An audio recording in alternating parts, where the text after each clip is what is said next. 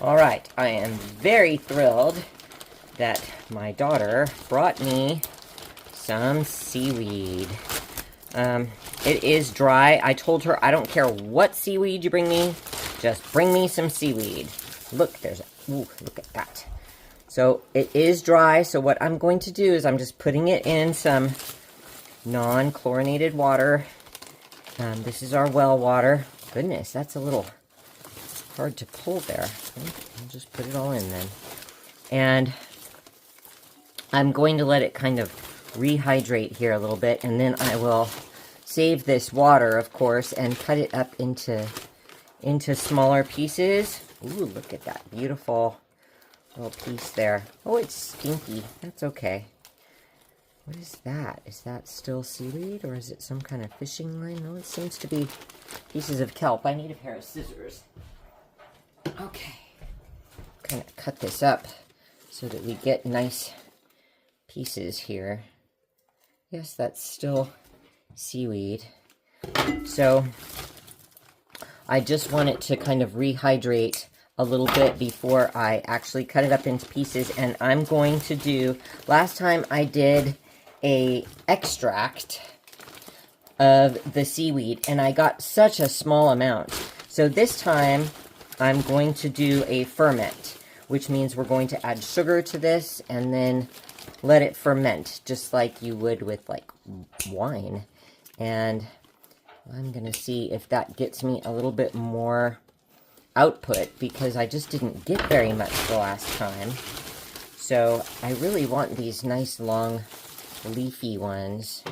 I think these will make a good amount of, stuff for the sugars to combine with. These little hairy things are weird. They do seem to be some sort of sea plant. But anytime that you can get anything from the ocean, whether it's kelp or seaweed or some sort of leafy green thing from the ocean, that is going to be so nutritious for your garden. Be sure to get it, even if it's dry like this, because it will rehydrate very quickly.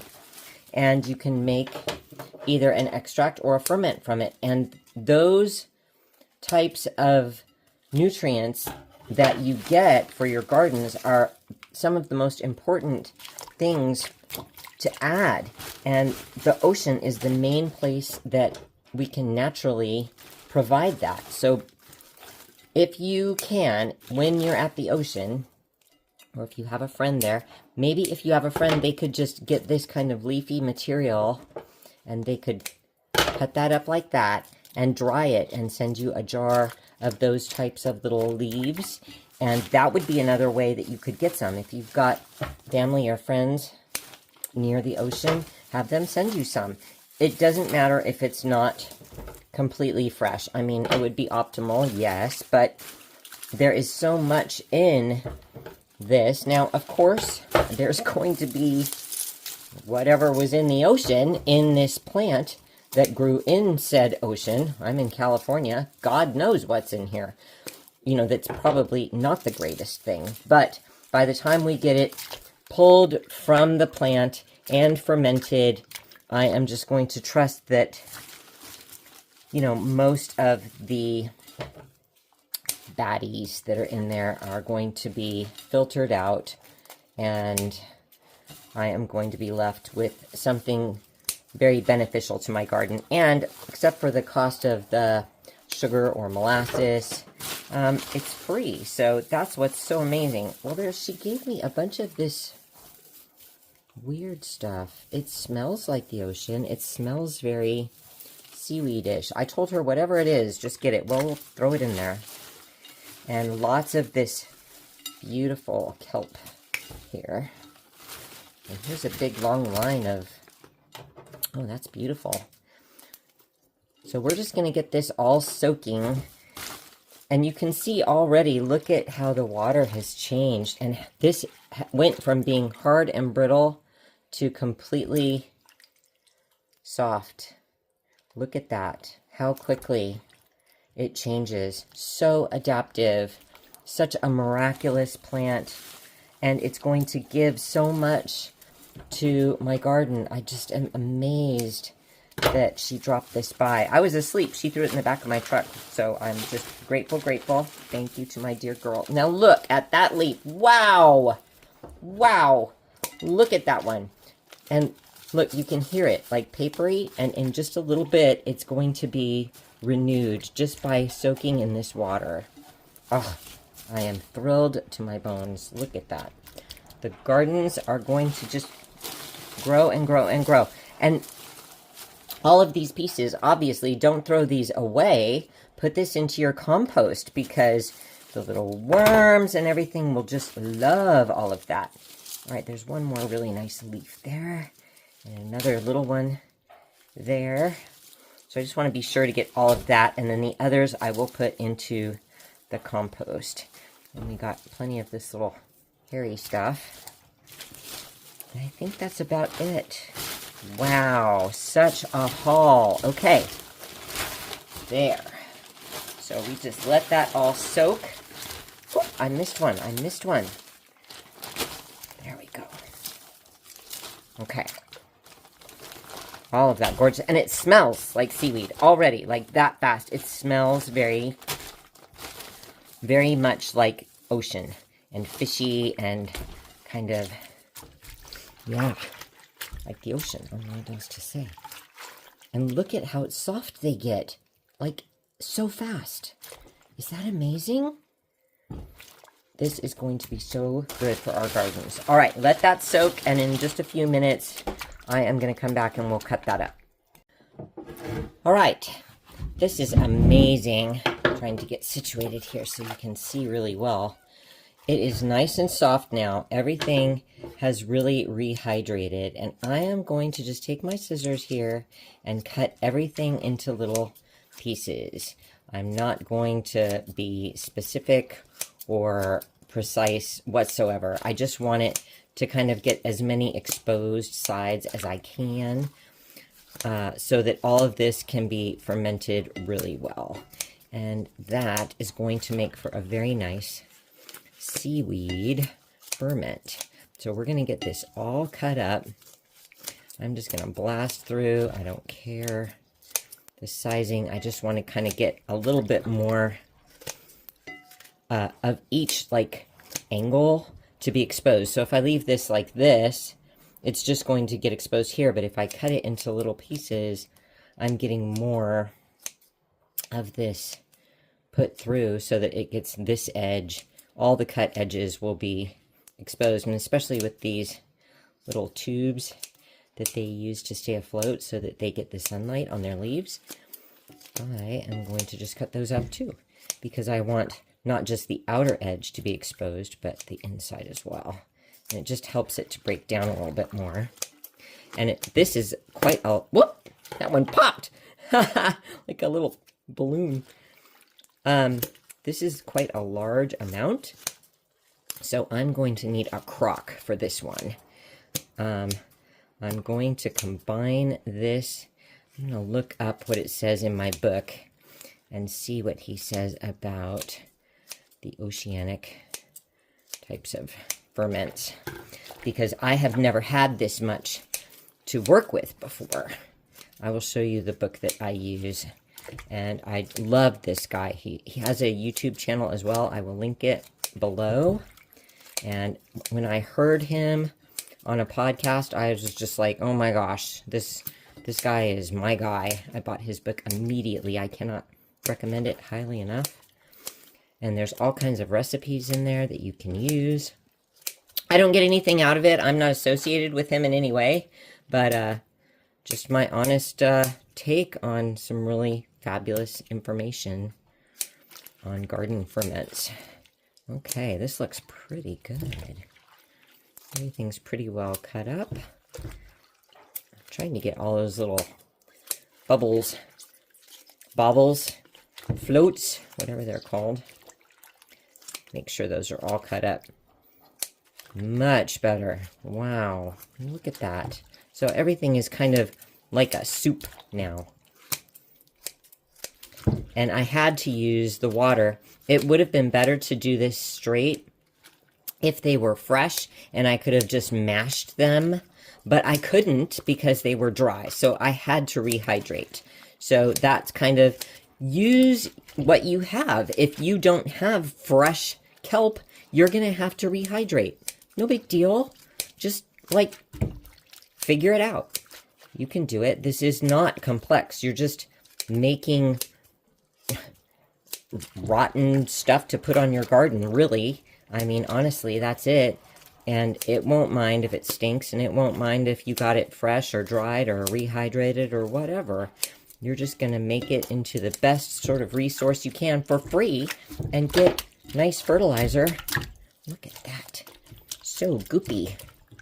Make sure all these little... Oh, I missed one. It's nice because they float. If you missed it, they'll float to the top and you can tell. Okay. Yeah. Oh, there's one. There's one there too, yeah. If they float up, obviously, I didn't get them. All right. Nice and goopy. There. I'm going to go get the book. Okay. This is the book. It's amazing. I absolutely love it. Nigel Palmer, The Regenerative Grower's Guide to Garden Amendments. And so it's just absolutely a killer book. So I'm going to look it up, and I don't want to get in trouble, you know, showing his book on camera, but I will let you know what I'm going to put into this mix, and I probably need to know how much is in here as well, so I will measure this too. Okay, I measured this, and it is 6 cups. I am truly hoping that it fits into this crock, because if it doesn't, I think I'm going to have to move that over there, the ½ gallon of hibiscus, or hollyhock flowers that I have already stored. It should fit. I measured this, but it's just going to be like barely. So let's see. I may want to leave, it looks like it's going to fit. So I'm going to leave that kind of there. I'm going to mix the sugar into this liquid, and then that's how we're going to get the proper amount in for the ferment. Okay, so we've got all 6 cups of sugar mixed in here. Wow, I sure hope that, look at how weird that is. Just like all like a sheet. So weird. What a strange thing. Isn't that interesting? Huh, it seems to be really combining with that seaweed that's in there already. It looks like fabric. Bizarre. Because when you feel the seaweed, it's kind of slimy almost. Look at that. How bizarre. So interesting. All right. We're going to mix this for a bit, and when this is all completely dissolved into this mixture, I'm going to pour it in here, and then we're going to put some stones so that it all stays submerged, and I'm also going to put something on top, probably a plate on top. Okay. It's already starting to really mix in well. I love to watch how things combine, because you can really see how the final product is going to come out. This is just such a nutrient-rich biomaterial. I have never seen anything act this way and combine with sugar like this. So interesting. I hope it comes out just beautiful. The plants will love it no matter what.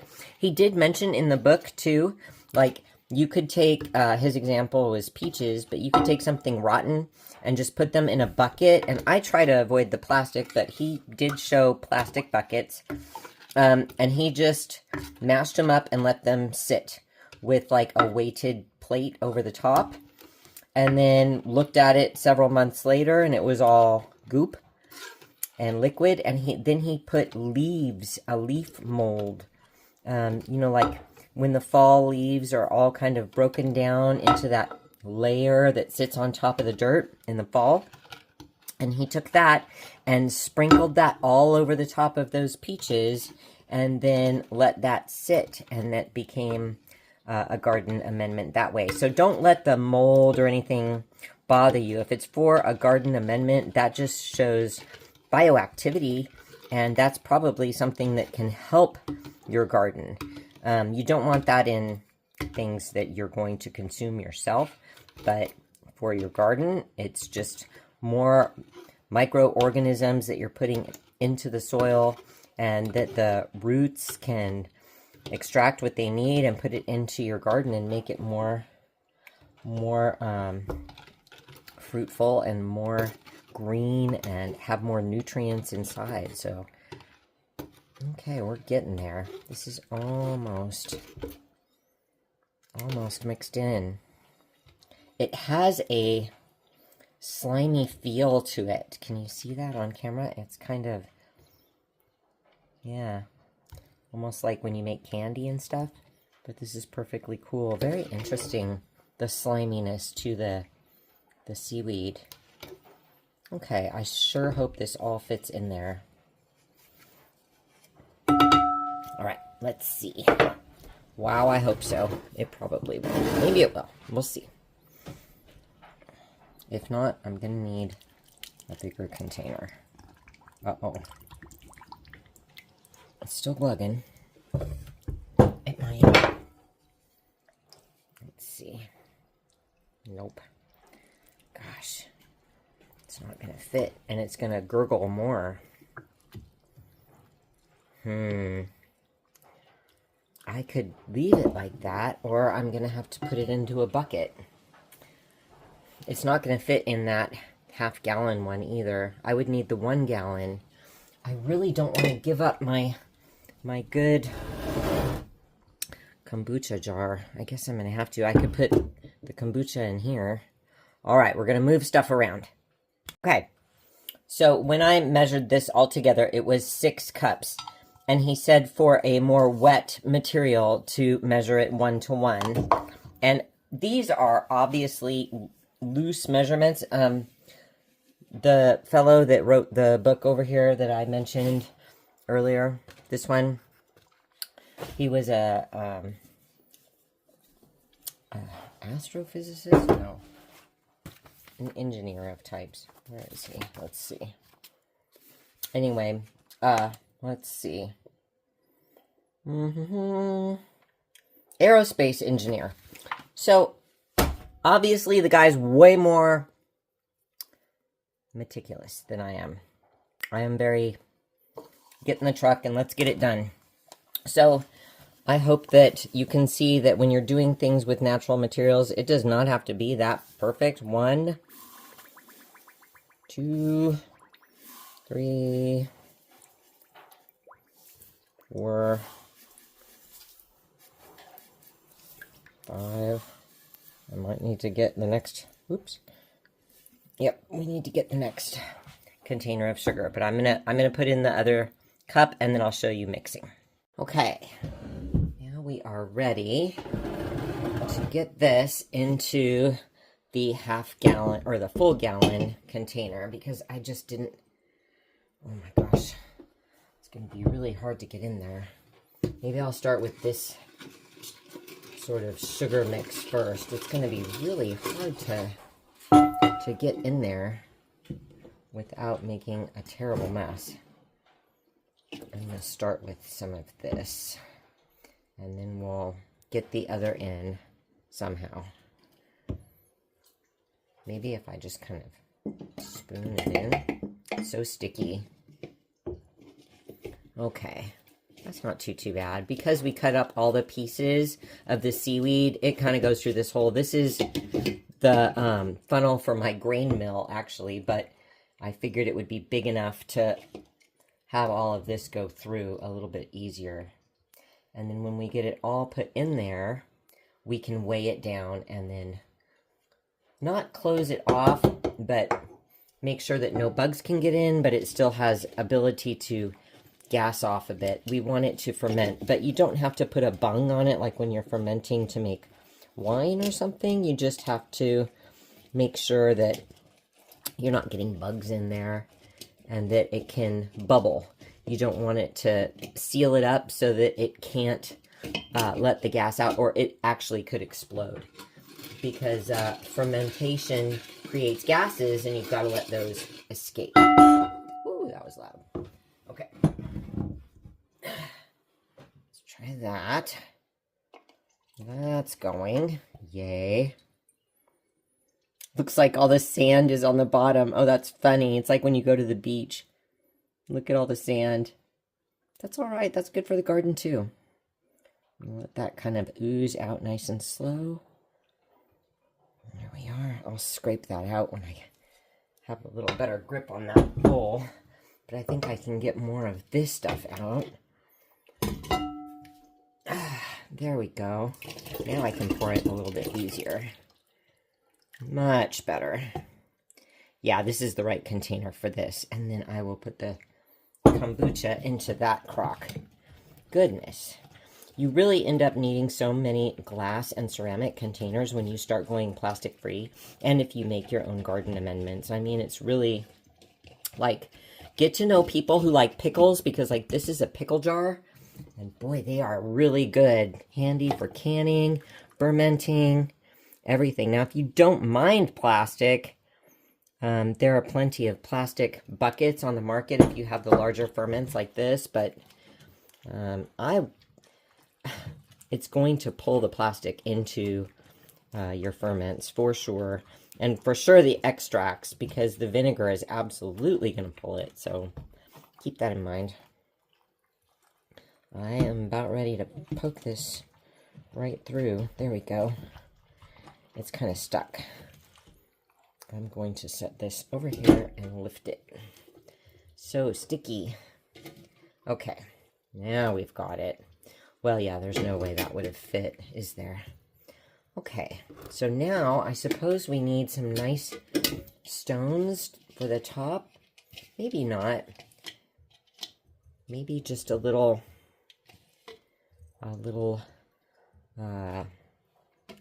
plate. I have to think about how I want to get this all in there.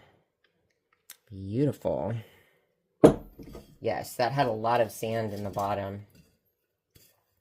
Can you see all the sand in there? But that's fine. Okay. And now we just push that. Oh, it's perfect. So perfect. And we get the last little bit of that in. And it smells already nicer, which is really funny because you'd think it would smell worse, like seaweed-ish. And it actually, with the sugar, it smells quite nice. Now, I'm going to have to really protect this from ants because it is summertime and we are going to have ants trying to get to this. So I am going to get a few things to make sure that it's protected from the ants too, and I'll show you that in just a sec. All right, here is something that plastic is good for.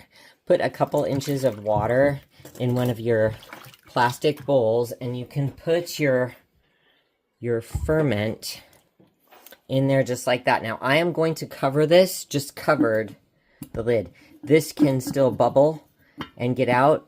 In fact, I may even put it upside down like that and then just put a stone there or something. But just make sure that it can breathe. But you don't want bugs to go in. So that's going to go there like that. And it has this water around the edge so that the ants can't climb in. Because you don't want the ants to get in there either. So that's my solution. I'm going to date this, label it, and put this into my dark cabinet. And it's going to sit there for several weeks. I will check on it in about 2 weeks and see how it's doing. Here is the Seaweed Ferment. And we did this last week. Here is a nice stir through. It still smells very sweet and fermenty, not soured in any way, really. It has some bubbles in there, and the moat worked perfectly to keep the ants out. A lot of ants really tried, but they did not make it in. So I was just going to give this a nice stir and make sure this little piece got stuck. Go back in. And then I'm going to put the mesh back on the top and put it in some fresh water for its moat. And this is doing really well. So this might be ready in 6 to 8 weeks, maybe. It's very hot, so probably closer to the 6-week time frame. And this is going to be a marvelous garden amendment. Just be sure in the heat to keep it in a moat to keep the ants out. And I'm going to make sure that this rim is nice and clean too, because there were some ants actually did make it like onto the top mesh part, but they didn't go through. So keep that in mind. You want to keep the bugs out.